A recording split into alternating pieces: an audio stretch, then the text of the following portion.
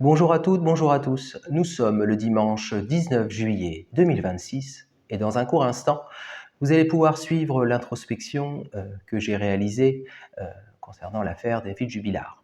Cette introspection concerne les travaux d'une séance réalisée en 2021 et aussi une connexion intuitive réalisée en 2023. Il est entendu que vous pouvez retrouver ces différents travaux sur YouTube ou sur mon site internet brunovoyant.com. N'hésitez pas à laisser vos commentaires, je me ferai un plaisir d'y répondre. Différents croquis réalisés lors d'une séance de clairvoyance pure, effectuée en 2021. Les correspondances factuelles sur le terrain. Analyse comparative basée sur la découverte des ossements. Note d'introduction. Cette analyse d'introspection n'est pas une interprétation abstraite. Elle est établie en confrontant de manière stricte les perceptions brutes issues de mes travaux de 2021 avec la réalité géographique, topographique et matérielle du site précis où les ossements de Delphine Jubilard ont été localisés, validant ainsi l'exactitude des éléments captés à l'époque. Le croquis intuitif numéro 1. Passons au premier croquis intuitif. Le dessin d'origine met en évidence une forme géométrique bien spécifique, qui modélise une zone ou un élément de terrain précis. Sa caractéristique clé, une dissymétrie nette, avec une partie large d'un côté et un point rétréci de l'autre. Lorsque l'on confronte ce croquis avec les relevés satellites de la zone, précisément dans le secteur de la départementale 600 et du chemin de l'Obre, on découvre une double corrélation frappante. D'abord, une correspondance de forme directe, à proximité immédiate du chemin de l'Obre, une parcelle agricole adopte spontanément une configuration presque identique à l'orientation d'origine du croquis. Ensuite, une correspondance par retournement. En appliquant un simple effet miroir au croquis initial, la morphologie obtenue s'ajuste cette fois-ci parfaitement à la forme de la parcelle située le long de la départementale. Et c'est précisément au sein de ce périmètre que les ossements ont été découverts. Qu'il s'agisse de sa structure d'origine ou de sa version retournée, le croquis produit en amont épouse fidèlement le découpage foncier de la zone des faits. Cette correspondance géométrique est particulièrement probante. Le croquis intuitif numéro 2. Première correspondance, un chemin qui mène nulle part. Regardons à présent le deuxième croquis intuitif. Cette première correspondance montre une voie linéaire coupée de manière abrupte. Lors de la séance, le ressenti était celui d'un chemin qui semble s'arrêter net et ne pas se prolonger. Bien que ce chemin ne mène pas nulle part, c'est en revanche un chemin peu emprunté, évoquant une voie de desserte peu circulante ou donnant vraiment cette impression de chemin secondaire. Il longe le champ et le bois avant de s'estomper visuellement. La conclusion de cette analyse reste évidente. Nous sommes face à une correspondance forte. La perception reçue en amont lors de la séance de clairvoyance correspond avec une exactitude frappante à la configuration et à l'atmosphère réelle de ce chemin agricole, et non d'une route ou d'une autoroute. Deuxième correspondance, un élément en hauteur. Ce même croquis met en lumière une deuxième corrélation majeure, centrée cette fois sur un repère vertical marquant de l'environnement. Au cours de la séance, l'attention s'est fixée sur une structure rectiligne et lancée. Le ressenti était clair. La présence d'un élément vertical agissant comme un point de repère visuel fort dans le paysage. Les vérifications sur le terrain, effectuées à l'intersection de la D600 et du chemin de desserte, confirment l'existence physique de ce repère. Un grand arbre isolé se dresse précisément à l'entrée du chemin.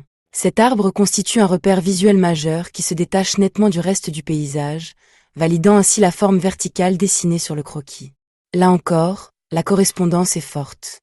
L'élément en hauteur perçu de manière intuitive correspond parfaitement au grand arbre isolé visible sur les lieux, ce qui renforce la précision des détails captés en amont. Troisième correspondance, les éléments en bois. Toujours sur ce deuxième croquis, une troisième corrélation se concentre sur des détails matériels et architecturaux spécifiques. Lors de la séance, une série d'éléments modulaires et rapprochés a été captée, décrivant une succession d'éléments en bois alignés ou regroupés au même endroit. L'analyse des images de terrain et de Google Maps révèle la présence d'une ancienne bâtisse en pierre dont les ouvertures valident précisément cette description. La façade présente en effet une répétition de menuiseries formant une succession visible. On y identifie clairement une porte principale en bois, une porte secondaire également en bois, ainsi que plusieurs volets en bois. Cet ensemble crée l'alignement perçu lors de la séance. La conclusion s'impose, correspondance forte. La perception d'une succession d'éléments en bois correspond très bien à la présence de ces différentes portes et volets. Un élément factuel supplémentaire qui vient consolider l'ensemble des analyses. Le croquis intuitif numéro 3. Terminons enfin notre présentation avec le troisième croquis intuitif et l'analyse de sa correspondance avec les éléments concrets du terrain. Lors de cette séance réalisée en 2021, les notes mentionnent deux perceptions clés particulièrement nettes. D'une part, des éléments répétitifs, décrits comme une succession d'éléments verticaux alignés suivant une même direction, et d'autre part, une zone sombre à proximité. Lorsque l'on bascule sur l'observation réelle via Google Maps et Street View, l'adéquation avec la réalité du terrain, une fois plus, juste. Ce que Bruno Moulin-Grolot a dessiné comme une suite de formes verticales répétitives correspond exactement à la ligne de poteaux électriques qui borde de manière régulière la route départementale 600. Le croquis avait même anticipé la connexion entre ces éléments, puisque les poteaux sont, par nature, reliés entre eux par les câbles du réseau. Quant à la zone sombre dessinée en lacet au bas du croquis, sa position et sa forme trouvent une explication sur le terrain. Elle symbolise le terreau où se trouvait le corps de Delphine Jubilard, qui se situe sur la gauche, en retrait de la route. Nous sommes donc là encore sur une correspondance juste, où la géométrie du croquis de 2021 anticipe fidèlement la perspective visuelle sur cette portion de route. Séance privée effectuée en 2023, selon un protocole inspiré des programmes de vision à distance, étudiés par la CIA dans les années 1980. Les correspondances factuelles sur le terrain. Analyse comparative basée sur la découverte des ossements. Note d'introduction. Cette analyse d'introspection n'est pas une interprétation abstraite. Elle est établie en confrontant de manière stricte les perceptions brutes issues de mes travaux de 2023 avec la réalité géographique, topographique et matérielle du site précis où les ossements de Delphine Jubilard ont été localisés, validant ainsi l'exactitude des éléments captés à l'époque. 1. Le marqueur géographique.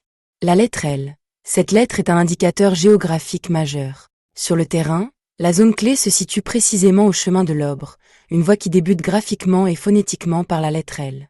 2. La topographie, l'humidité et les accès. L'humidité persistante est le lieu-dit la rivière.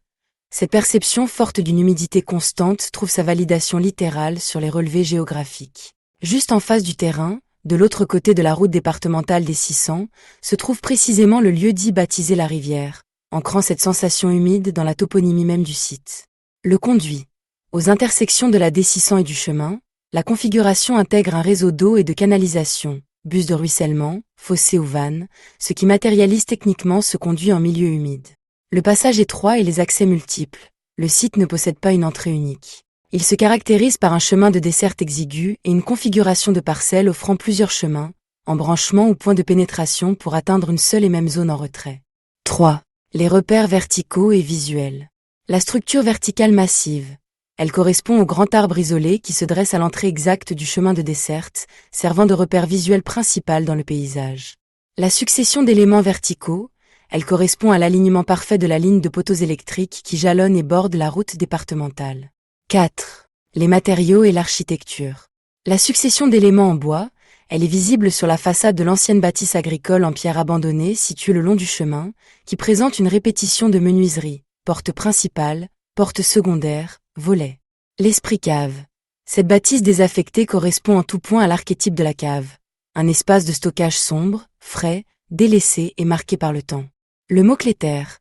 Il se matérialise dans la texture du sol et du terreau, au cœur de la zone ombragée et arborée, la masse végétale, en retrait de la route. 5. La modification du terrain et l'enquête. Le lieu modifié. Le site a subi des transformations physiques réelles après les faits. Le tas de terreau initial a été étalé, déplacé et repris pour être utilisé sur d'autres parcelles agricoles environnantes. L'angle mort de la police. L'apparence de ce lieu abandonné, combiné au remaniement invisible et progressif de la terre, explique pourquoi ce secteur précis a été totalement ignoré par les forces de l'ordre lors des premières recherches. Pour suivre mon actualité et découvrir l'ensemble de mes partages, rendez-vous sur mon site officiel, brunovoyant.com. L'intégralité de mes travaux de 2021 et 2023 y est également accessible dans l'onglet Médiathèque. Le lien direct est juste en dessous, dans la description.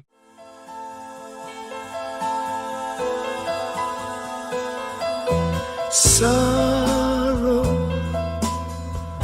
sorrow since you left me. Sorrow, sorrow in my heart.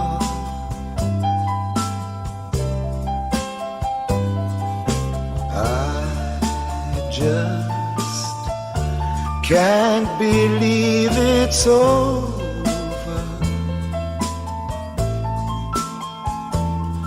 I never could have dreamed that we would part.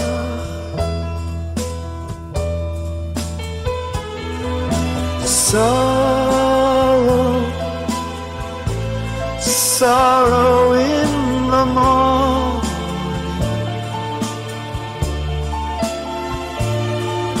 sorrow, sorrow late at night.